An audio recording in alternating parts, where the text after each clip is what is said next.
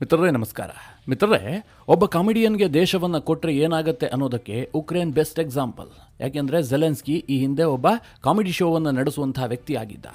ಆತನನ್ನು ಉಕ್ರೇನ್ ಜನ ಗೆಲ್ಲಿಸಿದ್ರು. ಅದರ ಪರಿಣಾಮ ಇವತ್ತು ಇಡೀ ಜಗತ್ತೇ ನೋಡ್ತಾ ಇದೆ. ಉಕ್ರೇನ್ ಒಂದು ಯುದ್ಧ ಭೂಮಿಯಾಗಿದೆ. ಯುದ್ಧ ನಿಲ್ಲಿಸೋದಕ್ಕೆ ಸಾಧ್ಯ ಆಗ್ತಾ ಇಲ್ಲ. ಯಾಕೆಂದರೆ ಝೆಲೆನ್ಸ್ಕಿ ಒಬ್ಬ ಹುಂಬ. ಕಾಮಿಡಿಯನ್ನು ನಡೆಸುವಂತಹ ಸಂದರ್ಭದಲ್ಲಿ ಯಾವ ರೀತಿಯಾದಂತಹ ವರ್ತನೆ ಇತ್ತೋ, ದೇಶ ನಡೆಸುವಂತಹ ಸಂದರ್ಭದಲ್ಲೂ ಕೂಡ ಆತನ ವರ್ತನೆ ಅದೇ ರೀತಿಯಾಗಿತ್ತು. ನಾನು ಯಾಕೆ ಈ ಪೀಠಿಕೆ ಹಾಕ್ತಾ ಇದ್ದೀನಿ ಅಂತಂದರೆ, ಒಬ್ಬ ಕಾಮಿಡಿಯನ್ ಕತೆ ಆ ರೀತಿಯಾಗಿದ್ದರೆ, ಇನ್ನೊಂದು ಕಡೆ ರಿಯಾಲಿಟಿ ಶೋ ನಡೆಸ್ಕೊಂಡಿದ್ದಂತಹ ವ್ಯಕ್ತಿಗೆ ದೇಶವನ್ನು ಒಪ್ಪಿಸಿದ ಕಾರಣ ಇವತ್ತು ಇಡೀ ಜಗತ್ತು ಅದರ ಪರಿಣಾಮವನ್ನು ಎದುರಿಸ್ತಾ ಇದೆ. ನಾನು ಯಾರ ಬಗ್ಗೆ ಮಾತನಾಡ್ತಾ ಇದ್ದೀನಿ ಅಂತಂದರೆ, ಡೊನಾಲ್ಡ್ ಟ್ರಂಪ್ ಬಗ್ಗೆ. ನಿಮಗೆಲ್ಲ ಗೊತ್ತು, ಡೊನಾಲ್ಡ್ ಟ್ರಂಪ್ ಈ ಹಿಂದೆ ಅಮೆರಿಕವನ್ನ ಒಂದು ಬಾರಿ ಅಧ್ಯಕ್ಷರಾಗಿ ಮುನ್ನಡೆಸಿದ್ರು. ಆ ಸಂದರ್ಭದಲ್ಲಿ ಟ್ರಂಪ್ ಅವರದ್ದು ಒಂದು 50% ಹುಚ್ಚು ನಿರ್ಧಾರ ಅಂತಂದ್ರೆ, ಎರಡನೇ ಬಾರಿಗೆ ಅಧಿಕಾರಕ್ಕೆ ಬಂದಂತಹ ಟ್ರಂಪ್, ನಾನು ಐತಿಹಾಸಿಕ ನಿರ್ಧಾರವನ್ನ ಕೈಗೊಳ್ಳಬೇಕು, ಅಮೆರಿಕವನ್ನ ಪುನಃ ಗ್ರೇಟ್ ಮಾಡಬೇಕು ಅಂತ ಹೇಳಿ ಆಲ್ರೆಡಿ ಗ್ರೇಟ್ ಆಗೇ ಇದ್ದಂತಹ ದೇಶವನ್ನ ಪಾತಾಳಕ್ಕೆ ತಳ್ಳುತ್ತಾ ಇದ್ದಾರೆ. ಅವರ ಒಂದೊಂದು ಹುಚ್ಚು ನಿರ್ಧಾರಗಳು ಇಡೀ ಜಗತ್ತನ್ನು ಬಾಧಿಸೋದಕ್ಕೆ ಶುರು ಮಾಡಿದೆ.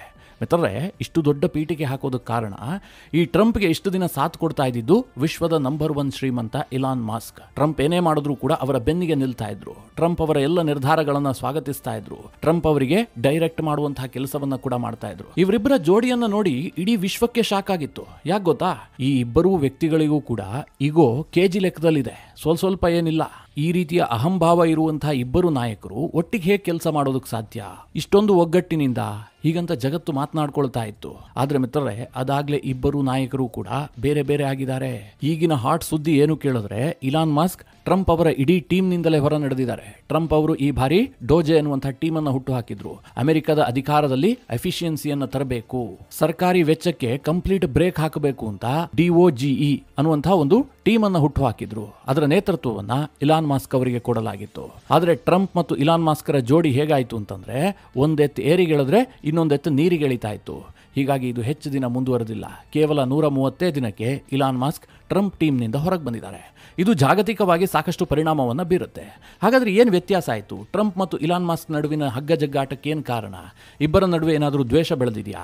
ಹದಿ ತಪ್ಪಿದ್ದೆಲ್ಲಿ? ಇದೆಲ್ಲವುದನ್ನು ಈ ವಿಡಿಯೋದಲ್ಲಿ ನಿಮಗೆ ಡೀಟೇಲ್ ಆಗಿ ತಿಳಿಸ್ಕೊಡುವಂತಹ ಪ್ರಯತ್ನ ಮಾಡ್ತೀನಿ. ನೀವು ಈ ವಿಡಿಯೋನ ಕೊನೆವರೆಗೂ ಮಿಸ್ ಮಾಡದೆ ನೋಡಿ. 2024ರ ಅಂತ್ಯದಲ್ಲಿ ಅಮೆರಿಕದಲ್ಲಿ ನಡೆದಂತಹ ಚುನಾವಣೆಯಲ್ಲಿ ಟ್ರಂಪ್ ಗೆಲ್ತಾರೆ ಅಂತ ಬಹುತೇಕರು ಅಂದುಕೊಂಡೇ ಇರಲಿಲ್ಲ. ಕಾರಣ ಏನು ಕೇಳಿದ್ರೆ, ಟ್ರಂಪ್ ಅವರ ಮೊದಲ ಅವಧಿಯಲ್ಲಿ ಅವರು ಕೈಗೊಂಡಂತಹ ನಿರ್ಧಾರಗಳು ಹೆಚ್ಚಿನ ಅಮೆರಿಕನ್ನರಿಗೆ ಇಷ್ಟ ಆಗಿರಲಿಲ್ಲ. ಆದ್ರೆ ಬೈಡನ್ ಆಡಳಿತದ ವೈಫಲ್ಯ ಇತ್ತಲ್ಲ, ಇದಕ್ಕೋಸ್ಕರವಾಗಿ ಈ ಬಾರಿ ಟ್ರಂಪ್ಗೆ ಜನ ಮತ ಕೊಟ್ಟರು.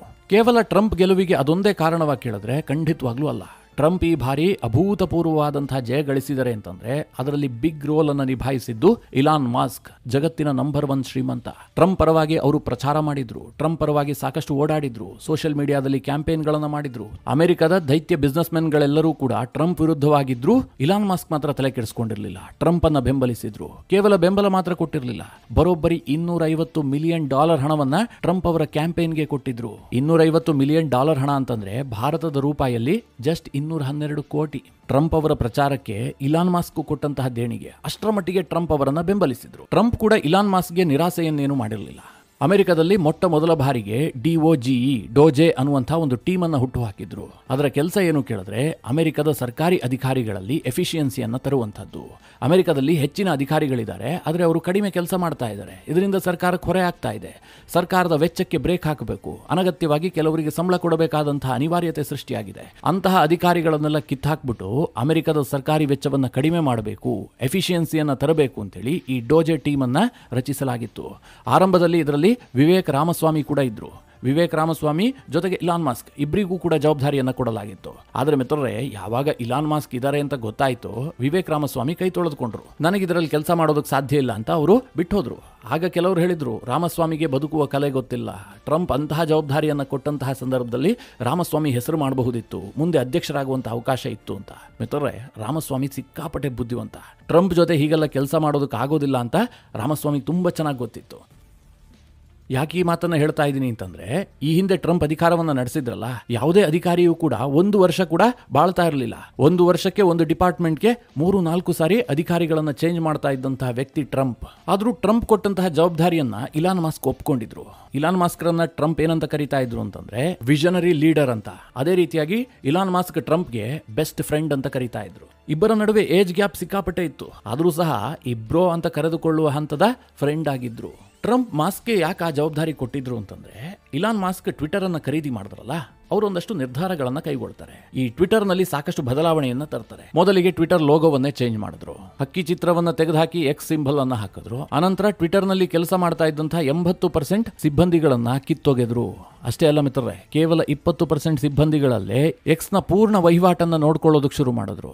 ಇದರಿಂದ ಏನಾಯ್ತು, ಈ ಹಿಂದೆ ಮೇಂಟೆನೆನ್ಸ್ಗೆ $100 ಖರ್ಚಾಗ್ತಾ ಇದ್ರೆ ಈಗ $20 ಖರ್ಚಾಗುತ್ತೆ, 80% ಉಳಿಯೋದಕ್ಕೆ ಶುರು ಆಯ್ತು.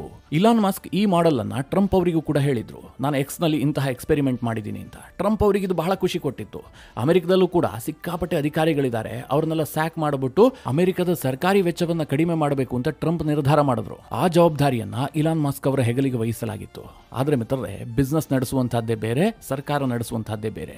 ಸರ್ಕಾರದಲ್ಲಿ ಎಲ್ಲ ಲಾಭವನ್ನ ನೋಡೋದಕ್ಕೆ ಸಾಧ್ಯ ಇಲ್ಲ. ಸರ್ಕಾರ ಒಂದು ಸೇವೆ. ಎಷ್ಟೋ ಸರ್ಕಾರದ ಪ್ರೋಗ್ರಾಮ್ಗಳು ಲಾಸ್ ನಲ್ಲೇ ನಡೀತಾ ಇರ್ತವೆ. ಅದರಲ್ಲಿ ಲಾಭ ನಷ್ಟದ ಲೆಕ್ಕಾಚಾರ ಹಾಕಿದ್ರೆ ದೇಶ ನಡೆಸೋದಕ್ಕಾಗತ್ತಾ? ಆದ್ರೆ ಟ್ರಂಪ್ ಕೂಡ ಒಬ್ಬ ಬಿಸ್ನೆಸ್ ಮೈಂಡ್ ಸೆಟ್ ನಾಯಕ, ಇಲಾನ್ ಮಾಸ್ಕ್ ಕೂಡ ಒಬ್ಬ ಯಶಸ್ವಿ ಬಿಸ್ನೆಸ್ ಮೆನ್. ಇಬ್ರು ಸೇರ್ಕೊಂಡು ಅಮೆರಿಕದ ಸರ್ಕಾರಿ ಅಧಿಕಾರಿಗಳಿಗೆ ಕೊಕ್ಕೆ ಹಾಕೋದಕ್ಕೆ ಹೋದ್ರು. ಆದ್ರೆ ಅಮೆರಿಕದ ಸುಪ್ರೀಂ ಕೋರ್ಟ್ ಇದಕ್ಕೆ ಒಪ್ಪಲಿಲ್ಲ, ಚೀಮಾರಿ ಹಾಕ್ತು. ಇಡೀ ಪ್ಲಾನ್ ಟೋಟಲಿ ಫೇಲ್ಯೂರ್ ಆಗ್ಬಿಡ್ತು. ಈ ನಡುವೆ ಮಿತ್ರರೇ, ಟ್ರಂಪ್ ಹೇಳಿದ್ದನ್ನ ಇಲಾನ್ ಮಾಸ್ಕ್ ಒಪ್ತಾ ಇರಲಿಲ್ಲ, ಇಲಾನ್ ಮಾಸ್ಕ್ ಹೇಳಿದ್ದನ್ನ ಟ್ರಂಪ್ ಒಪ್ತಾ ಇರಲಿಲ್ಲ. ಇಬ್ಬರಿಗೂ ಕೂಡ ಮಧ್ಯೆ ಬರ್ತಾ ಇದ್ದಿದ್ದು ಈಗೋ. ಕೇವಲ 130 ದಿನದ ಅವಧಿಯಲ್ಲೇ ಸಾಕಷ್ಟು ಭಿನ್ನಾಭಿಪ್ರಾಯಗಳು ಶುರುವಾಗಿದ್ವು. ಆದ್ರೆ ಈ ಭಿನ್ನಾಭಿಪ್ರಾಯಕ್ಕೆ ತುಪ್ಪ ಸುರಿದಿದ್ದು ಇತ್ತೀಚೆಗೆ ಪಾಸ್ ಆದಂತಹ ಒಂದು ಬಿಲ್. ಕಳೆದ ವಾರ ಅಮೆರಿಕದಲ್ಲಿ ಟ್ರಂಪ್ ಸರ್ಕಾರ ಟ್ಯಾಕ್ಸ್ ಬಿಲ್ ಅನ್ನ ಇಂಟ್ರೊಡ್ಯೂಸ್ ಮಾಡಿತ್ತು.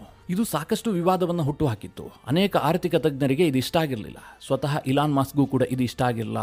ಇದನ್ನ ತಡೆಯೋದಕ್ಕೆ ಇಲಾನ್ ಮಾಸ್ಕ್ ಎಲ್ಲ ರೀತಿಯಲ್ಲೂ ಕೂಡ ಟ್ರಂಪ್ಗೆ ಅಡ್ವೈಸ್ ಮಾಡೋದಕ್ಕೆ ಬಂದ್ರು. ಆದ್ರೆ ಇಲಾನ್ ಮಾಸ್ಕರ ಈ ಅಡ್ವೈಸ್ ಟ್ರಂಪ್ಗೆ ಸೊಗಸಿರಲಿಲ್ಲ. ಯಾಕೆ ಕೇಳಿದ್ರೆ, ಆ ಟ್ಯಾಕ್ಸ್ ಬಿಲ್ ನಲ್ಲಿ $1 ಬಿಲಿಯನ್ ಟ್ಯಾಕ್ಸ್ ಬ್ರೇಕ್ ಆಗ್ತಾ ಇತ್ತು. ಜೊತೆಗೆ ಬಾರ್ಡರ್ ವಾಲ್ಗೆ ಹೆಚ್ಚಿನ ಫಂಡ್ ಅನ್ನು ಅಲೋಕೇಟ್ ಮಾಡಲಾಗಿತ್ತು. ಡಿಫೆನ್ಸ್ ವೆಚ್ಚವನ್ನ ವಿಪರೀತವಾಗಿ ಜಾಸ್ತಿ ಮಾಡಲಾಗಿತ್ತು. ಈ ಹಿಂದೆ ಟ್ರಂಪ್ ಏನ್ ಹೇಳ್ತಾ ಇದ್ರು ಗೊತ್ತಾ, ಡಿಫೆನ್ಸ್ ವೆಚ್ಚವನ್ನ ಕಡಿಮೆ ಮಾಡಬೇಕು, ನಾವು ನ್ಯಾಟೋಗೆಲ್ಲ ಹೆಚ್ಚು ತಲೆ ಕೆಡಿಸ್ಕೊಳ್ಬಾರದು, ಅಮೆರಿಕದ ಬಗ್ಗೆ ಮಾತ್ರ ನಾವು ತಲೆ ಕೆಡಿಸ್ಕೊಳ್ಬೇಕು.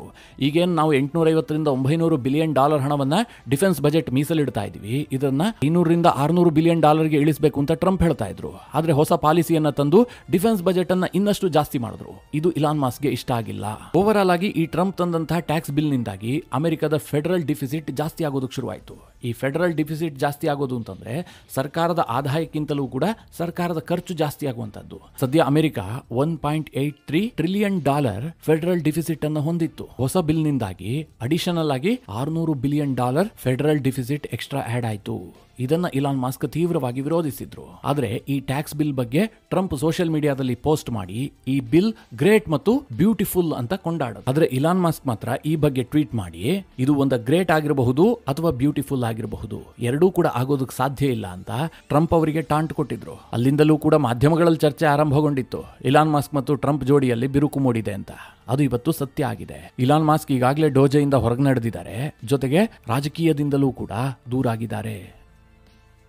ಮಿತ್ರರೇ, ಇದಿಷ್ಟೇ ಕಾರಣಗಳಲ್ಲ. ಟ್ರಂಪ್ ಅವರ ಪ್ರತಿ ನಿರ್ಧಾರಗಳು ಕೂಡ ಇಲಾನ್ ಮಾಸ್ಕ್ಗೆ ಬಹಳ ದುಬಾರಿ ಆಗ್ತಾ ಇತ್ತು. ಇಲಾನ್ ಮಾಸ್ಕ್ ಮೂಲತಃ ಒಬ್ಬ ಬಿಸ್ನೆಸ್ ಮೆನ್, ಅವರಿಗೆ ರಾಜಕೀಯ ಪಾರ್ಟ್ ಟೈಮ್ ಅಷ್ಟೇ. ಆದರೆ ಟ್ರಂಪ್ ಜೊತೆಗೆ ಅವರು ಸೇರ್ಕೊಂಡಿದ್ರಿಂದಾಗಿ ಅವರ ಬಿಸ್ನೆಸ್ಗೆ ದೊಡ್ಡ ಏಟು ಬಿದ್ದಿತ್ತು. ಟೆಸ್ಲಾದ ಶೇರಿನ ಬೆಲೆ ಪಾತಾಳಕ್ಕೆ ಕುಸಿದಿತ್ತು. ಇನ್ನೊಂದು ಕಡೆ ಟ್ರಂಪ್ ಅವರ ಎಲ್ಲ ನಿರ್ಧಾರಗಳು ಕೂಡ ಟೆಸ್ಲಾಗೆ ಹೊಡೆತ ಕೊಡ್ತಾ ಇತ್ತು. ಉದಾಹರಣೆಗೆ ಹೇಳಬೇಕು ಅಂತಂದ್ರೆ, ಟ್ರಂಪ್ ಏನ್ ತೀರ್ಮಾನ ಮಾಡಿದ್ರು, ಚೈನಾ ಮೇಲೆ ವಿಪರೀತವಾದಂತಹ ಟ್ಯಾರಿಫ್ ಹಾಕೋದಕ್ಕೆ ತೀರ್ಮಾನ ಮಾಡಿದ್ರು. ನಿಮಗೆಲ್ಲ ಗೊತ್ತೇ ಇದೆ, ಇವತ್ತು ಟೆಸ್ಲಾ ಕಾರುಗಳು ಅತಿ ಹೆಚ್ಚು ಎಲ್ಲಿ ಉತ್ಪಾದನೆ ಆಗ್ತವೆ, ಚೈನಾದಲ್ಲಿ. ಹೀಗಾಗಿ ಟ್ರಂಪ್ ತೀರ್ಮಾನದಿಂದ ಹೊಡೆತ ಯಾರಿಗೆ ಬಿದ್ದಿದ್ದು? ಇಲಾನ್ ಮಾಸ್ಕ್ಗೆ. ಇಲಾನ್ ಮಾಸ್ಕ್ ಭಾರತದಲ್ಲಿ ತನ್ನ ಟೆಸ್ಲಾ ಉತ್ಪಾದನೆಯನ್ನ ಶುರು ಮಾಡೋದಕ್ಕೆ ಒಂದಷ್ಟು ನೇಮಕಾತಿಯನ್ನ ಆರಂಭ ಮಾಡಿದ್ರು. ಅದಕ್ಕೂ ಕೂಡ ಟ್ರಂಪ್ ಕೊಕ್ಕೆ ಹಾಕಿದ್ರು. ಅಂದ್ರೆ ಇಲಾನ್ ಮಾಸ್ಕ್ಗೆ ಟ್ರಂಪ್ ಸ್ನೇಹ ಯಾವುದೇ ರೀತಿಯಲ್ಲೂ ಬಿಸ್ನೆಸ್ ದೃಷ್ಟಿಯಿಂದ ಲಾಭ ಆಗಲಿಲ್ಲ.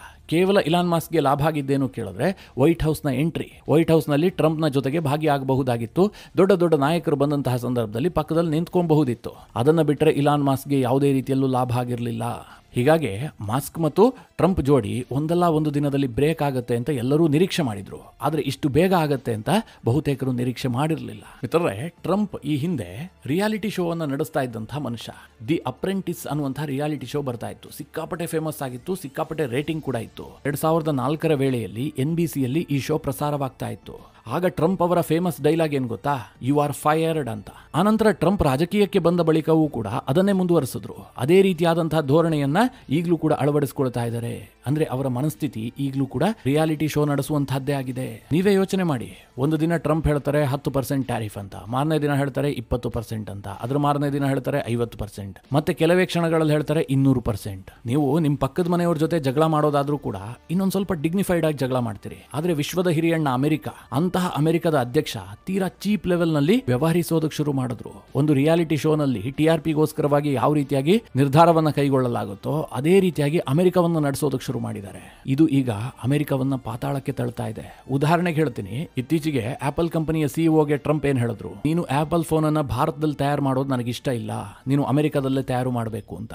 ಇಲಾನ್ ಮಾಸ್ಕ್ಗೂ ಕೂಡ ಟ್ರಂಪ್ ಇದನ್ನೇ ಹೇಳ್ತಾ ಇದ್ರು. ಆದ್ರೆ ಮಿತ್ರರೇ, ಆಪಲ್ ಕಂಪನಿ ಆಗ್ಲಿ, ಇಲಾನ್ ಮಾಸ್ಕರ ಟೆಸ್ಲಾ ಆಗ್ಲಿ ಈ ತಕ್ಷಣಕ್ಕೆ ಅಮೆರಿಕದಲ್ಲಿ ನಿರ್ಮಾಣ ಮಾಡೋದಕ್ಕೆ ಸಾಧ್ಯವೇ ಇಲ್ಲ. ಅಲ್ಲಿ ಪ್ರೊಡಕ್ಷನ್ ಯೂನಿಟ್ ಅನ್ನ ತೆಗೆದ್ರೆ ಅವರು ಬಾಗಿಲು ಮುಚ್ಚಬೇಕಾದಂತಹ ಸನ್ನಿವೇಶ ಬರುತ್ತೆ. ಇವತ್ತು ಇಲಾನ್ ಮಾಸ್ಕ್ ಇರಬಹುದು, ಆಪಲ್ ಕಂಪನಿ ಇರಬಹುದು, ಈ ಮಟ್ಟಕ್ಕೆ ಬೆಳೆದಿದೆ ಅಂತಂದ್ರೆ ಅದಕ್ಕೆ ಕಾರಣ ಚೈನಾದವರ ಬಳಿಯಲ್ಲಿ ಸ್ಕಿಲ್ ಇದೆ, ಜೊತೆಗೆ ಅವರ ವೇಜಸ್ ತೀರಾ ಕಡಿಮೆ ಇದೆ. ಈಗ ಆಪಲ್ ನದೇ ಉದಾಹರಣೆ ಕೊಡೋದಾದ್ರೆ, ಚೈನಾದಲ್ಲಿ ತಯಾರಾದಂತಹ ಅಥವಾ ಭಾರತದಲ್ಲಿ ತಯಾರಾದಂತಹ ಒಂದು ಆಪಲ್ ಫೋನ್ ಅಮೆರಿಕನ್ನರಿಗೆ $1,100 $1,500 ಸಿಗುತ್ತೆ. ಅದೇ ಆಪಲ್ ಫೋನ್ ಅನ್ನ ಅಮೆರಿಕದಲ್ಲಿ ತಯಾರು ಮಾಡೋದಕ್ಕೆ ಶುರು ಮಾಡಿದ್ದೆ ಆದ್ರೆ ಅಮೆರಿಕನ್ನರಿಗೆ ಆ ಫೋನ್ ನ ಬೆಲೆ $3,500 ಆಗುತ್ತೆ. 1 to double ಅಲ್ಲ, ಅದಕ್ಕಿಂತಲೂ ಜಾಸ್ತಿ ಆಗುತ್ತೆ. ಯಾಕೆ ಅಂತಂದ್ರೆ ಅಮೆರಿಕದಲ್ಲಿ ಸ್ಕಿಲ್ ಇಲ್ಲ, ವಿಪರೀತವಾದಂತಹ ವೇಜಸ್ ಇದೆ. ಚೈನಾ ಈಗಾಗಲೇ ಅಂತಹ ಸ್ಕಿಲ್ ಇರುವಂತಹ ಒಂದು ದೊಡ್ಡ ಇಕೋಸಿಸ್ಟಮ್ ಅನ್ನೇ ರೆಡಿ ಮಾಡಿದೆ. ಭಾರತದಲ್ಲೂ ಕೂಡ ಈ ಇಕೋಸಿಸ್ಟಮ್ ದೊಡ್ಡ ಮಟ್ಟದಲ್ಲೇ ಬೆಳೆದಿದೆ. ಅಮೆರಿಕದಲ್ಲಿ ಇದನ್ನ ಝೀರೋದಿಂದ ಆರಂಭ ಮಾಡಬೇಕು, ಇದಕ್ಕೆ ಸಾಕಷ್ಟು ಸಮಯ ಹಿಡಿಯುತ್ತೆ.